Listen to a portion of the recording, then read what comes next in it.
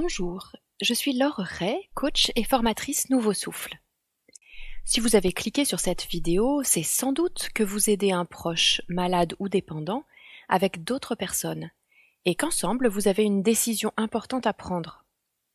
Par exemple, peut-être que comme Christine et Pierre, vous vous occupez de votre enfant en situation de handicap et que vous hésitez à le faire entrer dans un IME. Ou que, comme Jacques, vous prenez soin avec vos frères et sœurs de votre mère en perte d'autonomie et que vous envisagez un EHPAD. Prendre une décision est souvent un exercice difficile. Prendre une décision à plusieurs peut être un vrai casse-tête, voire une source de conflit. Des enjeux et tensions parfois issus du passé peuvent s'entremêler avec les enjeux actuels et complexifier encore la situation. Je vous propose que nous voyions ensemble quelques pistes pour prendre une décision sereine à plusieurs.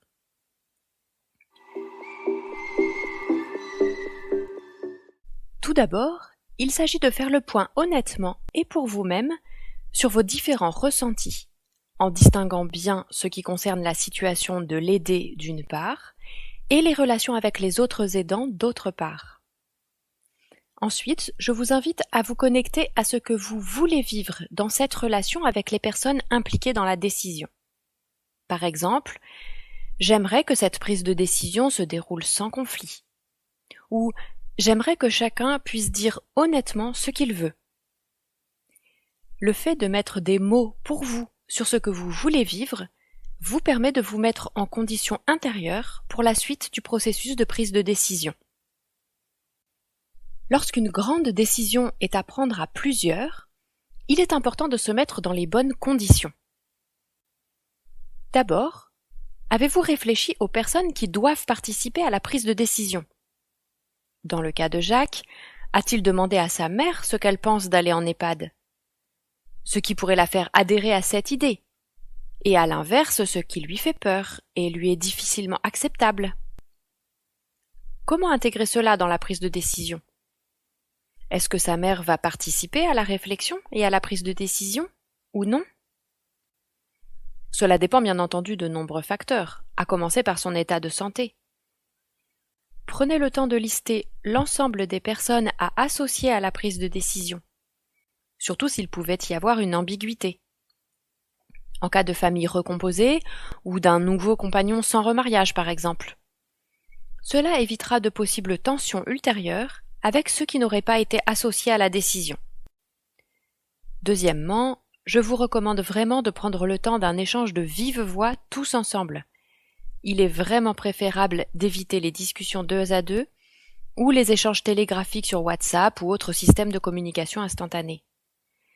S'il ne vous est pas possible de vous retrouver physiquement tous ensemble, vous pouvez opter pour une visio ou une conférence téléphonique. Enfin, en cas de tension ou de situation complexe, il peut être vraiment utile de choisir ensemble une personne pour piloter la démarche de prise de décision. Cela ne veut pas dire que l'on choisira l'avis de 7 personnes. Il s'agit que l'un de vous s'assure que chacun puisse s'exprimer et être écouté. Et idéalement, si tous les membres de la famille peuvent commencer par regarder cette vidéo, cela peut aider. Si en revanche la situation est trop tendue pour qu'il soit envisageable de choisir un pilote, ou pour que l'écoute de chacun soit possible, l'aide d'un médiateur familial peut être précieuse. Vous trouverez des contacts proches de chez vous sur le site médiation-aidant-aider.fr. Les conditions étant posées, comment s'y prend-on pour décider? Lorsque l'on a une décision à prendre à plusieurs, on s'oriente généralement vers le consensus, afin de tenir compte de l'avis de tous. En fait, le consensus, c'est quand tout le monde est pour. Or, obtenir l'accord de tous est souvent très difficile, c'est pourquoi nous vous proposons dans cette vidéo de s'inspirer de la méthode de prise de décision par consentement, issue du modèle de la sociocratie. Le consentement, c'est quand personne n'est contre. Avant de vous présenter la démarche plus en détail, pour mieux vous aider dans votre prise de décision, il est important de préciser ce que cela signifie ici d'être contre la solution proposée. Être contre signifie pouvoir formuler une objection avec de vrais arguments, en démontrant qu'il pourrait y avoir des risques ou des conséquences directes néfastes si l'on prend cette décision. À l'inverse, les objections suivantes sont à éviter. L'objection meilleure idée. J'objecte parce que je pense que c'est bien, mais qu'on peut faire encore mieux, je vous explique. L'objection boule de cristal. Oui, j'ai une objection, je ne sais pas pourquoi, mais mon petit doigt me dit que ça ne marchera pas. L'objection préférence personnelle. J'ai une objection, je préfère le rouge plutôt que le bleu, c'est plus joli. Et peut-être la plus difficile, l'objection polluée par un conflit antérieur. De toute façon, c'est toujours toi qui décides. Maintenant que ceci est précisé, nous pouvons passer à la démarche de décision proprement dite.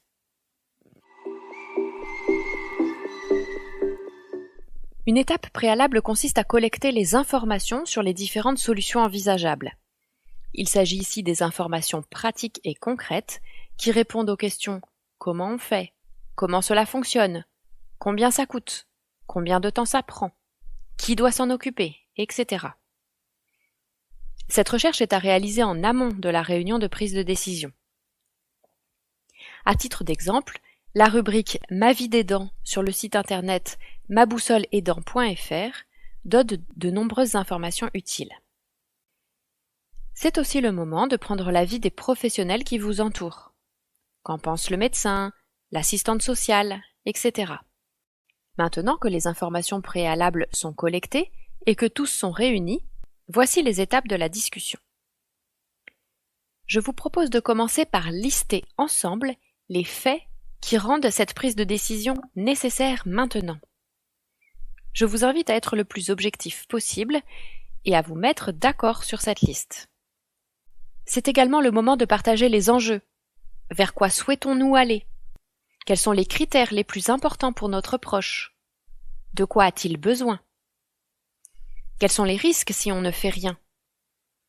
Quels sont les avantages à remettre la décision à plus tard ? Il est intéressant ici que chacun puisse s'exprimer. Il n'est pas nécessaire d'être tous d'accord sur ces enjeux. Vous pouvez alors lister les solutions envisageables parmi lesquelles il s'agit de choisir. Puis je vous invite à prendre un temps de réflexion individuelle et à partager sur les 3 points suivants. Quels sont mes ressentis vis-à-vis de chacune des solutions ?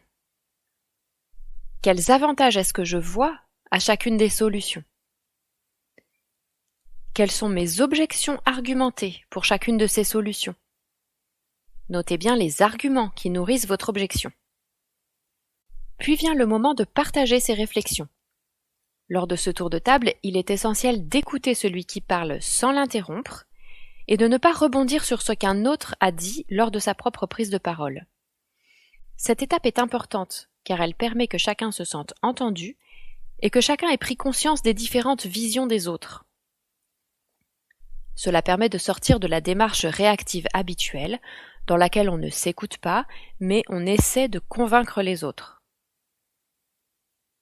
Lorsque tout le monde a parlé, vous pouvez vous demander collectivement ce qui se dessine, ce qui émerge de ces échanges. Est-ce que la balance penche plutôt d'un côté que d'un autre ? Comment répondre aux objections présentées ? Quelles propositions d'aménagement de l'une ou l'autre solution peuvent être faites pour y répondre ? Quelles alternatives seraient possibles ? Par exemple, peut-on essayer une solution pendant 1 mois ou 2 et faire le point ensuite ? Quand une solution se dégage particulièrement, il est temps de la mettre au vote en demandant s'il y a des objections. Dans un premier temps, chacun répond à la question « Avez-vous une objection au regard des enjeux ou d'un risque important pour le groupe ou pour un de ses membres ?» Chacun répond seulement par « oui » ou par « non ». Si des personnes ont répondu « oui », elles devront alors expliquer leurs arguments et le groupe reprend l'étape précédente en réfléchissant ensemble à ce qu'il serait possible de faire.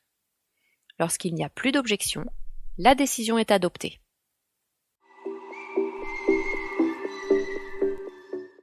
J'espère que ces pistes pourront vous aider dans ces moments difficiles que sont les prises de décisions importantes à plusieurs.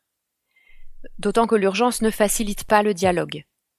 Et pourtant, il est vraiment important que chacun puisse dire et être entendu sur ce qu'il peut faire et sur ce qu'il ne peut pas faire. Rappelez-vous qu'il n'y a pas forcément une seule bonne décision, et que souvent on cherche surtout la moins mauvaise. Et vous pouvez vous donner une phase de test et refaire le point dans 2 ou 3 mois pour ajuster aux besoins. Si cette démarche est difficile et suscite trop de tension, je vous conseille vraiment de faire appel à un médiateur familial qui facilitera le dialogue et aidera à apaiser les conflits. Si cette vidéo vous a plu, n'hésitez pas à la partager avec d'autres aidants. Et si vous souhaitez approfondir les conseils abordés et pouvoir échanger sur votre situation, je vous invite à vous inscrire à un atelier en ligne animé par moi-même ou un autre formateur coach Nouveau Souffle. À bientôt peut-être. Prenez soin de vous.